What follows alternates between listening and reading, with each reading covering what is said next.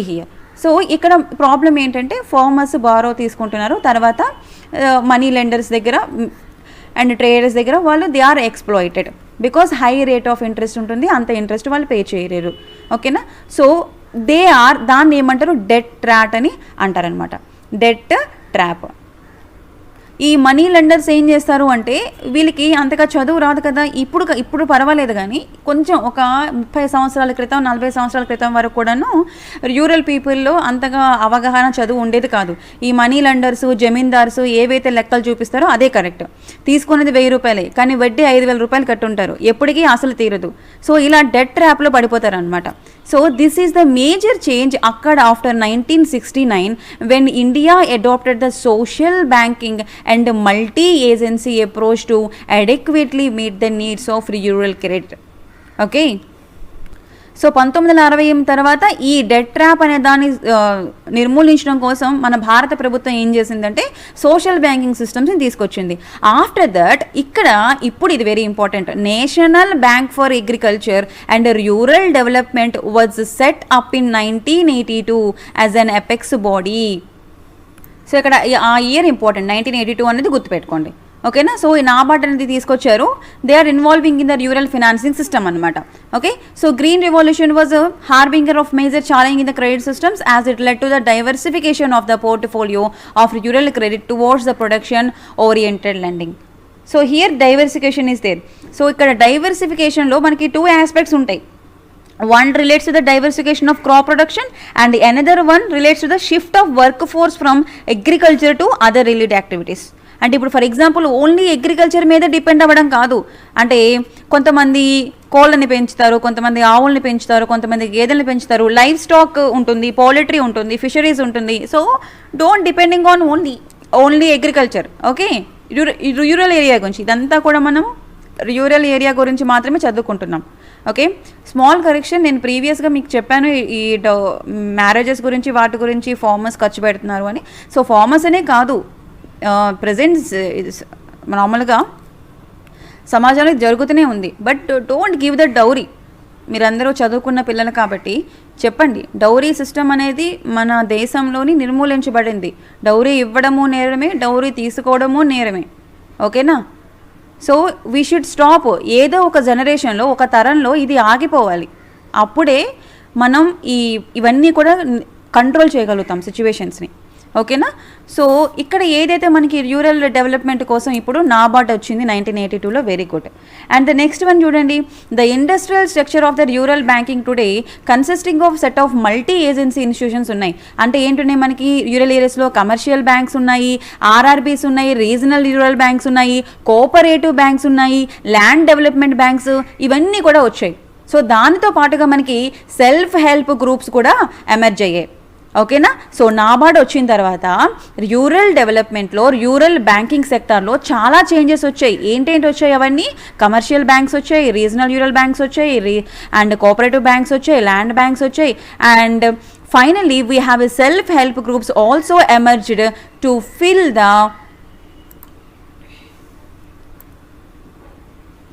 the gap in the formal credit system, because the formal credit delivery mechanism has not only proven inadequate but has also not been fully integrated into the overall rural sources. So ఇక్కడ self help groups అనే వచ్చాయి. No self help groups emerge అయ్యాయి. So దేని గురించి వచ్చాయి మనకి అవి? To fill the gap in the formal credit system. ఓకేనా. ఫార్మల్ క్రెడిట్ సిస్టమ్స్లో మనకి ఏదైతే గ్యాప్ ఉందో దానిని ఫిల్ చేయడానికి we have the self help groups. Okay. So self help groups మనకి ఏంటి ప్రమోట్ చేస్తాయి?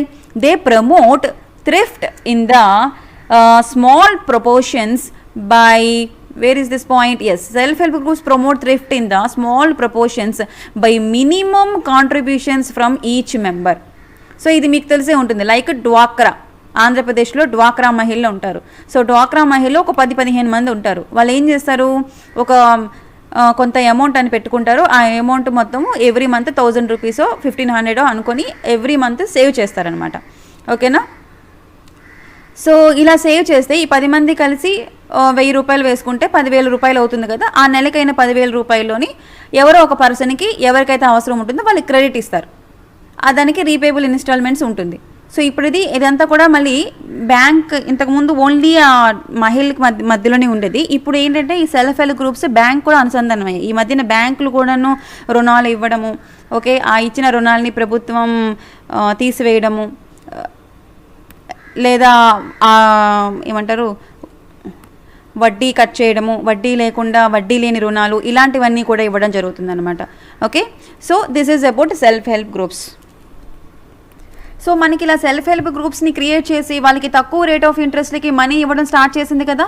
సో దీనిని ఏమంటారు, మైక్రో క్రెడిట్ ప్రోగ్రామ్స్ అని అంటారు. Such here what credit programmes are generally refer to as what micro credit programmes. ఇది మనకి బిట్ ఎంసీక్యూ బిట్ వచ్చే అవకాశం ఉందన్నమాట. ఓకేనా, మైక్రో క్రెడిట్ ప్రోగ్రామ్స్ అంటే ఏంటి, ఓకేనా.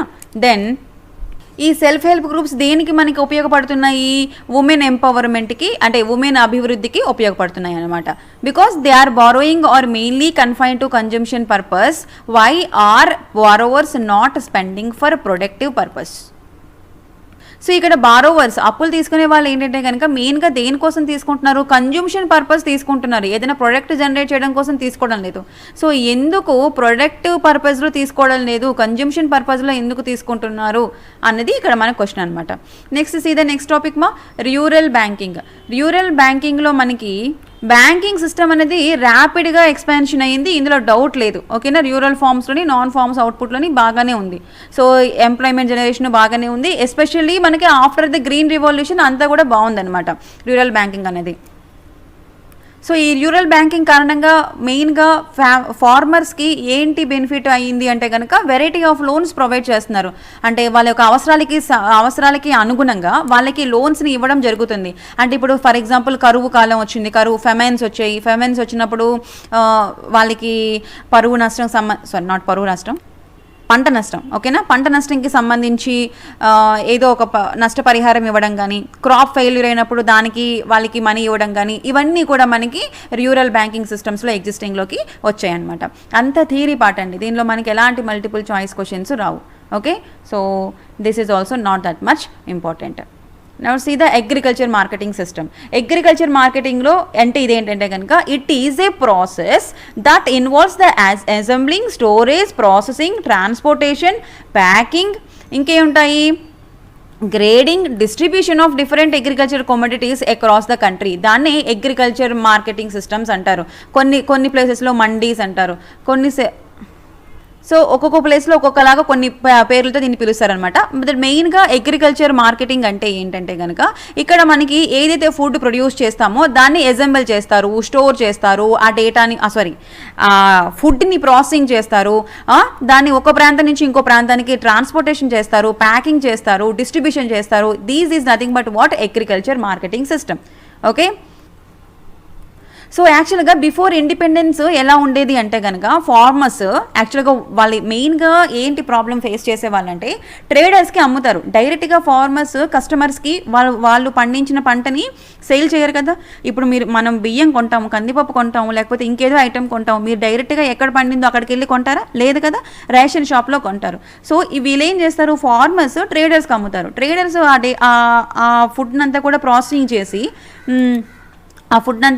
చేసి రీటైల్ వారికి, ఈ సూపర్ మార్కెట్స్ ఉన్న వాళ్ళకి అమ్ముతారనమాట. సో ఫార్మర్స్ మెయిన్గా ఏంటంటే ప్రాబ్లమ్స్ ఫేస్ చేసేవాళ్ళు, ఫర్ ఎగ్జాంపుల్ వీళ్ళు ఒక 100 కేజీలు తీసుకొచ్చారనుకోండి బియ్యాన్ని. సో ఈ ఎవరైతే ట్రేడర్స్ ఉన్నారో వాళ్ళు ఫాల్ట్గా వెయిట్ చేయడం, అంటే 100 కేజెస్ని లైక్ మరీ 50 కేజెస్ కాదు, 70 కేజెసో 90 కేజెసో ఉందని, అంటే ఒక 10 కేజీలు 20 కేజీలు తక్కువ చేసి చెప్పడం. ఎందుకంటే వాళ్ళకి తెలియదు కదా, ఫార్మర్స్ అంత ఎడ్యుకేటెడ్ కాదు కదా. సో వాళ్ళకి ఏమైనా అకౌంట్స్ ఉంటాయి, అకౌంట్స్లో మ్యానిపులేషన్స్ చేసేయడం, ఇలాంటివన్నీ జరిగాయి అనమాట. ఓకేనా, సో ఒక ప్రైజ్ మార్కెట్లో ఒక ప్రైజ్ ఉంటే ఫార్మర్స్కి ఒక ప్రైజ్ ఇవ్వడం, ఇప్పటికీ అదే ప్రాబ్లం ఫేస్ చేస్తున్నారు ఫార్మర్స్. ఓకే, సో మార్కెట్లో ఉన్న ప్రైజ్ ఫార్మర్స్కి ఆ ప్రైజ్ ఇవ్వడం లేదు, చాలా తక్కువ ధరకి ఫార్మర్స్ దగ్గర కొంటారు, చాలా ఎక్కువ ధరకి మనకు అమ్ముతారు అనమాట కస్టమర్స్కి. ఎందుకు బట్ ఇవన్నీ ఎందుకు ఫేస్ చేస్తున్నారు అంటే కనుక ఫార్మర్స్ ఆ ఫుడ్ ఏదైతే ప్రిపేర్ చేస్తారో దాన్ని స్టోరేజ్ చేసుకోలేరు. ఓకేనా, they also don't have any proper storage facilities to keep back their produce for selling later at better price. ఇప్పుడు ఏ ప్రైస్ వచ్చిందో ఆ ప్రైస్కి అమ్మేయాలి. ఫర్ ఎగ్జాంపుల్ టమాటాలు, వంకాయలు, ఆలు ఇలాంటివన్నీ ఏంటంటే కొంతకాలం వరకే ఉంటాయి. సో ఫార్మర్స్ దగ్గర స్టోరేజ్ కెపాసిటీ ఉంది అంటే వాటిని ప్రిజర్వ్ చేస్తే okay. But preserve storage capacity లేనప్పుడు ఇప్పుడు మార్కెట్లో ఏ ధర ఉందో ఆ ధరకే అమ్మేయాలి, తక్కువ ఉన్నా ఎక్కువ ఉన్నా. అప్పుడు ఏమవుతుంది, ఆటోమేటిక్గా ఎవరు ప్రాబ్లం ఫేస్ చేస్తారు, ఫార్మరే కదా ప్రాబ్లం ఫేస్ చేస్తారు ఇక్కడ. సో దీని కారణంగా ఏమవుతుందంటే, అంటే because lack of facilities almost 10% of goods that are produced in the farm sector are wasted అవుతున్నాయి. ఓకేనా, 100%లో 10% మనకి ఏవైతే ఫుడ్ జనరేట్ అవుతుందో స్టోరేజ్ ఫెసిలిటీ సరిగా లేక, అంటే అవి బ్యాక్టీరియా ఫామ్ అయిపోయి కుళ్ళిపోవడం ఇలాంటివన్నీ జరుగుతున్నాయి అన్నమాట. ఓకేనా, సో ఇలాంటి వాటన్నింటినీ ఇంప్రూవ్ చేయడం కోసం, ఓకేనా, మార్కెటింగ్ ఆస్పెక్ట్స్లో తీసుకొచ్చినటువంటి ఫస్ట్ రెగ్యులేషన్ ఏంటి అంటే కనుక agriculture marketing. Okay, so agriculture మార్కెటింగ్లో ఫస్ట్ స్టెప్లో మనకి ఏంటి ఉంటుందంటే, there should be some regulations in that and transparent marketing conditions, అంటే అంతా కూడా పారదర్శకంగా ఉంటుంది. సో సెకండ్ కాంపోనెంట్, ఇది మనకి first component, right. Second component ఏంటి ఇక్కడ చూడండి, is the provisions of physical infrastructure that facilitates like roads ఉండాలి, ట్రాన్స్పోర్టేషన్ సరిగా ఒక ప్రాంతం నుంచి ఇంకో ప్రాంతానికి పంట మారాలి వెళ్ళాలి అంటే ట్రాన్స్పోర్టేషన్ ఫెసిలిటీస్ కరెక్ట్గా ఉండాలి. అంటే రైల్వే లైన్స్ కానీ, రోడ్స్ కానీ, వేర్ హౌసెస్ కానీ, గోడౌన్స్, కోల్డ్ స్టోరేజెస్ అన్నీ కూడా మనకి ప్రాసెసింగ్ యూనిట్స్ కూడా మనం కరెక్ట్గా ఇవ్వాలి, right. And the current infrastructure facilities are quite inadequate to meet the growing demand and need to be improved. So present మన దగ్గర ఏదైతే ఫెసిలిటీస్ ఉన్నాయో అవన్నీ ఇన్అడిక్వేట్గా ఉన్నాయి, ఓకేనా, సరిపడడం లేదు. సో ఖచ్చితంగా వాటిని మనము ఇంప్రూవ్ చేయాలి. Okay, cooperative marketing is very important. Cooperative మార్కెటింగ్లో మనకి ఫెయిర్ ప్రైజెస్ ఉంటాయి అనమాట. ఫార్మర్ ఏవైతే ప్రొడ్యూస్ చేస్తారో మనకి ఫెయిర్ ప్రైజ్ ఉంటుంది. Okay, that is the third aspect of government initiative. Okay, first ఆస్పెక్ట్లో మనకి ట్రేడింగ్ అంతా కూడా పారదర్శకంగా ట్రాన్స్పరెంట్గా ఉండాలి. సెకండ్ దానిలోని దాని యొక్క ఇన్ఫ్రాస్ట్రక్చర్ ఫెసిలిటీస్ ఉండాలి. థర్డ్ పాయింట్లోని గవర్నమెంట్ ఇనిషియేటివ్ ఏం తీసుకుంది అంటే ఫార్మర్స్కి మంచి ధర, ఓకేనా, ఫెయిర్ ప్రైజ్ని ఇవ్వగలగాలన్నమాట, right. So this is the main view of the agriculture marketing. Okay, so చూద్దాం నెక్స్ట్ కాన్సెప్ట్ ఏముంది ఇక్కడ మనకి. ఫోర్త్ ఎలిమెంట్ కూడా ఉంది. సో ఏంటి ఇక్కడ fourth element, see here, third element type in the fourth element is the policy instruments like assurance of minimum support price and MSP for agriculture product. Very very important ma, this point, fourth point is very important. And second, when maintenance of the buffer stock of wheat and rice by Food Corporation of India FCI. And the third one, distribution of food grains and sugar through public distribution systems.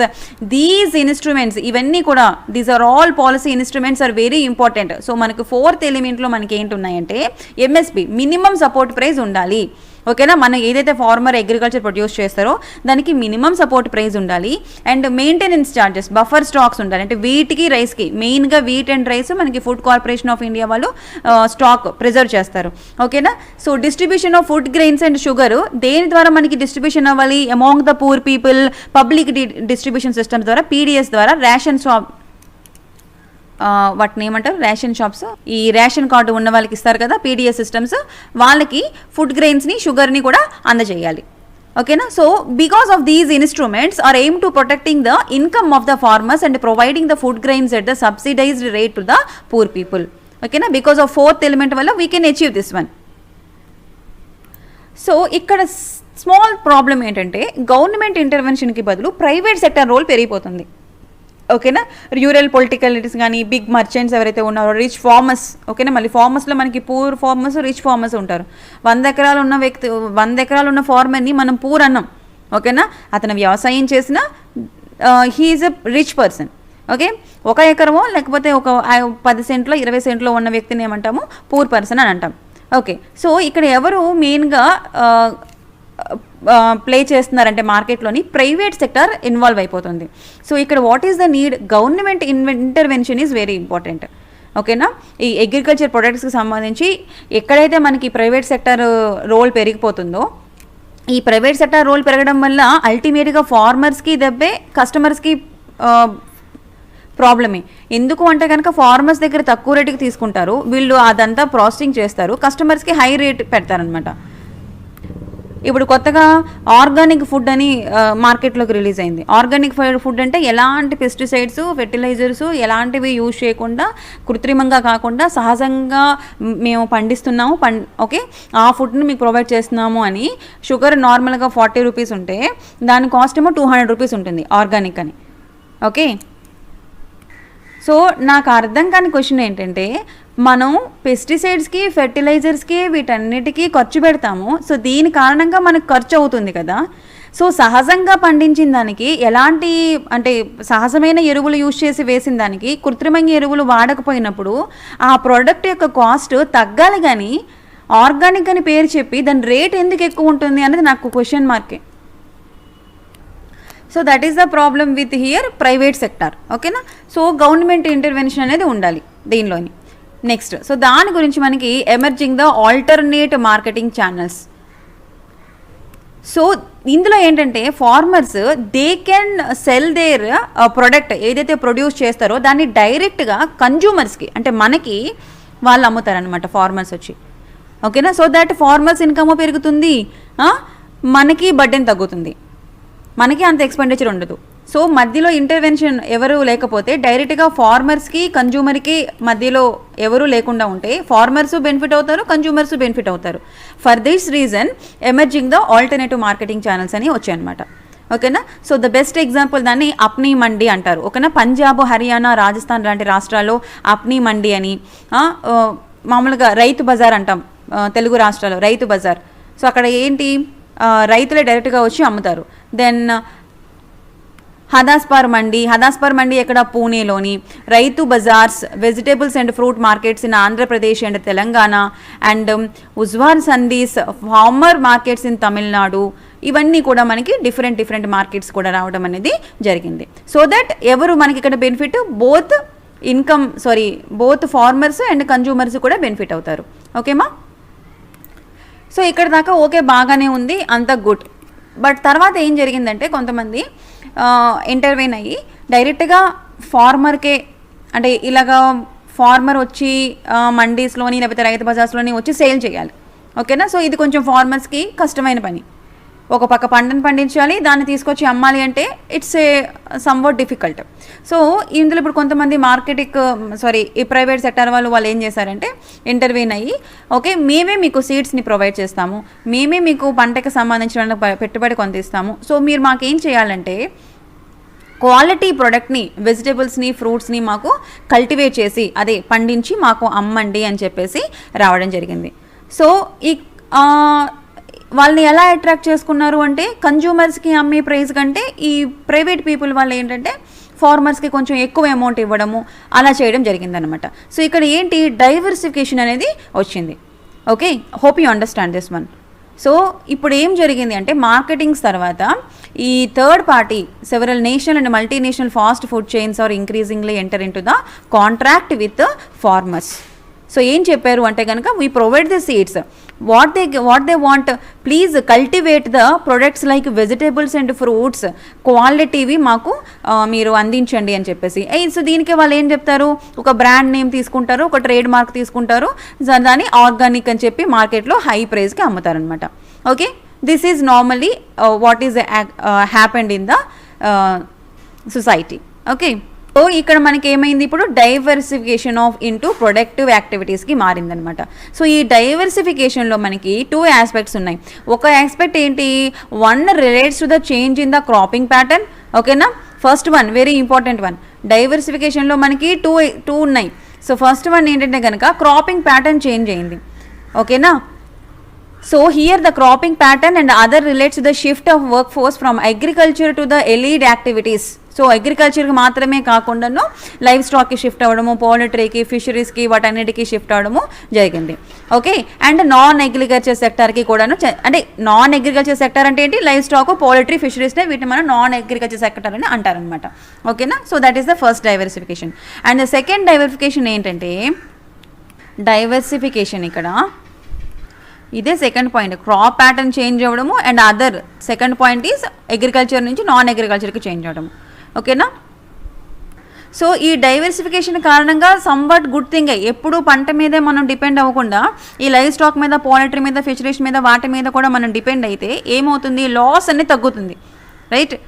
Diversification towards the new areas is necessary not only to reduce the risk from the agriculture sector but also to promote the productive, sustainable livelihood options to the rural people. ఓకేనా. ఈ diversification అనేది కరెక్టే. ఎందుకు అంటే కనుక ఎప్పుడూ agriculture ఒకేలా ఉండదు. ఒక్కొక్కసారి ఒక్కొక్క వరదలు రావచ్చు, లేకపోతే కరువు రావచ్చు, పంట నష్టం జరగచ్చు, పెస్ట్ అటాక్ జరగచ్చు, క్రాప్ ఫెయిల్యూర్ ఏదో ఒకటి జరగచ్చు. సో ఒకే దాని మీద డిపెండ్ అయ్యి ఉండడం కంటే okay better to depending on non agriculture sector also. అదేంటి లైవ్ స్టాక్ని, కోళ్ళని పెంపకం కానీ, అది పోలట్రీ కానీ, లేకపోతే ఆవుల్ని గేదెల్ని పెంచడము, లేకపోతే ఫిషరింగ్ ఇవన్నీ కూడాను.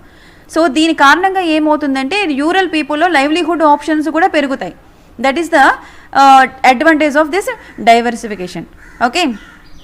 సో అందులోకి ఇక్కడ ఇంకోటి ఏంటంటే కనుక ఖరీఫ్ సీజన్ మీద మనం ఎక్కువ కాన్సన్ట్రేషన్ చేస్తాం. Okay. Much of the agriculture employment activities ఎప్పుడు చేస్తారు are concentrated in the kharif season. But during the rabi season, మీరు ఇక్కడ సీజన్స్ వచ్చాయి కాబట్టి చెప్తున్నాను, ఖరీఫ్ సీజన్లో ఏ పంటలు పండుతాయి, రబీ సీజన్లో ఏ పంటలు పండుతాయి అని ఒక దగ్గర లిస్ట్ రాసుకోండి. ఓకేనా. During the rabi season in areas where there are inadequate irrigation facilities it becomes difficult to find the gainful employment. ఓకేనా. రబీ సీజన్లోని somewhat difficult to do the irrigation facilities అనమాట. ఫర్ దట్ రీజన్ ఏంటంటే కనుక అదర్ నాన్ అగ్రికల్చర్ యాక్టివిటీస్ మీద కూడా మనం depend అయ్యి ఉంటే బాగుంటుంది అని చెప్తున్నారనమాట. Okay, that's it. మరి అంతకన్నా ఇక్కడ అంత ఇంపార్టెంట్ పాయింట్స్ ఏం లేదు. డైవర్సిఫికేషన్లో ఈ 2 పాయింట్స్ మాత్రమే చదివితే సరిపోతుంది. సో ఇక్కడ ఒకసారి బాక్స్లో చూడండి, తమిళనాడు ఉమెన్ ఇన్ అగ్రికల్చర్ అన్నారు. సో దాన్ని తాన్వా అంటారు. సో జస్ట్ ఈ ప్రాజెక్ట్ గురించి చదవండి. ఓకే, దీని నుంచి క్వశ్చన్ ఏమి రాదు, but exam interview point of వ్యూలో ఇలాంటివి ఇంపార్టెంట్ అనమాట. ఇవన్నీ మీరు ఎగ్జాంపుల్గా చెప్పొచ్చు. సో అదర్ లైవ్లీహుడ్ ఆప్షన్స్ని కూడా ఎంచుకోవడం జరిగింది. అదర్ లైవ్లీహుడ్ ఆప్షన్స్ అంటే లైక్ వేరే ఎంప్లాయ్మెంట్ అనమాట. So increasing the labour force need to find out the alternate employment opportunities in the other non farm sectors. So ఇక్కడ నాన్ ఫార్మ్ ఎకానమీలో మనకి ఏంటంటే వస్తాయి, ఇక్కడ అగ్రో ప్రాసెసింగ్ ఇండస్ట్రీస్ కానీ, ఫుడ్ ప్రాసెసింగ్ ఇండస్ట్రీస్ కానీ, లెదర్ ఇండస్ట్రీస్, టూరిజము, ఇవన్నీ కూడా. సో దీనికి మనకి షిఫ్టింగ్ అనేది జరిగిందనమాట. సో ఇవన్నీ మనకి ఎగ్జామ్ పాయింట్ ఆఫ్ వ్యూలో అంత ఇంపార్టెంట్ కాదు, బేసిక్ నాలెడ్జ్ అంతే. ఓకే, సో టైం వేస్ట్ చేయాల్సిన అవసరం లేదు ఇక్కడ మనకి. యానిమల్ హస్బెండరీ కూడా ఈ పాయింట్లో మనకి, అంటే యానిమల్ హస్బెండరీ లైవ్ స్టాక్ ఎలా ఉంది అంటే ఈ డయాగ్రామ్ ఒకటి గుర్తుపెట్టుకొని చాలు. పోల్ట్రీ 58%. క్వశ్చన్ ఎలా వస్తుందంటే ఎంత శాతం పౌల్ట్రీ ఎంత శాతం, కానీ క్యాటిల్ అండ్ బఫెలోస్ ఎంత శాతము, ఓకేనా, షీప్స్ అండ్ గోట్స్ ఎంత శాతం, పిగ్స్ ఎంత శాతం, ఓకేనా, distribution of poultry and live stock in India. ఇది యాజ్ పర్ 2012. సో ఇప్పుడు రీసెంట్గా ఏదైనా ఒక డయాగ్రామ్ ఉంటే దాన్ని మీరు చూసుకుంటే బాగుంటుంది. ఓకేనా, సో దట్స్ ఇట్. దీని నుంచి మనకి మళ్ళీ ఎగ్జామ్ పాయింట్ ఆఫ్ వ్యూలో అంతగా ఇంపార్టెంట్గా అడిగేవి ఏమీ ఉండదు. ఫిషరీస్ కూడా అంతే. ఓకేనా, ఫిషరీస్ నుంచి కూడా మనకి ఏంటి అంతగా ఇంపార్టెంట్ మల్టిపుల్ చాయిస్ క్వశ్చన్స్ ఏమీ రావు దీని నుంచి. ఇవి ఏంటంటే ఇవన్నీ కూడాను ఎకనామిక్ సర్వే చదువుకుంటే బాగుంటుంది. ఎకనామిక్ సర్వేలో వాళ్ళు రాస్తారు కదా దేని నుంచి ఎంత ఉంటుంది అని, ఆ వాల్యూస్ అనేవి ఇంపార్టెంట్. ఓకే, హార్టికల్చర్ కూడా అంతే. హార్టికల్చర్లో కూడా నథింగ్. సో ప్లాంట్స్, వాటికి వెజిటేబుల్స్, ఫ్రూట్స్, వాటిని పెంచడాన్ని హార్టికల్చర్ అంటారు. ఓకేనా, so many farmers are engaged with horticulture also. So here nothing is important. Other alternative livelihood options also, ante IT revolution and many sectors in the Indian economy kada. So information technology plays a very important role in the sustainable development. Food security in the 21st century, right? So government can protect the areas of food insecurity and vulnerability using the appropriate information and software tools. Okay na? So IT sector kuda emerged into our country. Okay, so see here మనకి అగ్రికల్చర్తో పాటు rural information technology, అంటే ఇవన్నీ కూడా మనకి other alternative livelihood ఆప్షన్స్లోకి వచ్చాయన్నమాట. Information technology అనేది ఎగ్జిస్టింగ్లోకి వచ్చింది. Different software టూల్స్ని use చేసుకుంటున్నాం మనం. ఇప్పుడు చాలా యాప్స్ ఉన్నాయి. ఓకేనా, అప్లికేషన్స్ ద్వారా ఫార్మర్స్ రిజిస్ట్రేషన్ చేసుకోవచ్చు. ఆ రిజిస్ట్రేషన్ చేసుకునే దాని ద్వారా ఏవో సంథింగ్ వాళ్ళ యొక్క పంటని సేల్ చేసుకోవచ్చు, right. And finally 6.6 sustainable development and organic farming. So మీకు ఇంతకుముందు బెస్ట్ ఎగ్జాంపుల్ చెప్పాను. ఆర్గానిక్ ఫార్మింగ్ అంటే ఏంటి, కొత్తగా ఈ మధ్యన ఆర్గానిక్ ఫార్మ్ అనేది వచ్చిందనమాట. బికాజ్ మన కెమికల్ బేస్డ్ ఏవైతే ఉంటాయో అవి వాటి వల్ల మనకి నష్టం, అంటే హాని జరుగుతుంది, నష్టం కాదు. అంటే పెస్టిసైడ్స్ యూజ్ చేసి, ఫర్టిలైజర్స్ యూజ్ చేసి ఏదైతే ఉంటుందో వాటి వలన మనకి హాని కలుగుతుంది. కాబట్టి ఆర్గానిక్ ఫార్మింగ్ అంటే without using fertilizers, without using pesticides, ఏదైతే మనకి పంట వస్తుందో దాన్ని ఆర్గానిక్ ఫార్మింగ్ అని అంటారు. Okay, so see here that is the important, nothing మంచి ఇంపార్టెంట్. ఇక్కడ ఏంటంటే ఆర్గానిక్ ఫార్మింగ్ అంటే ఏంటి అని చదువుకుంటే సరిపోతుంది.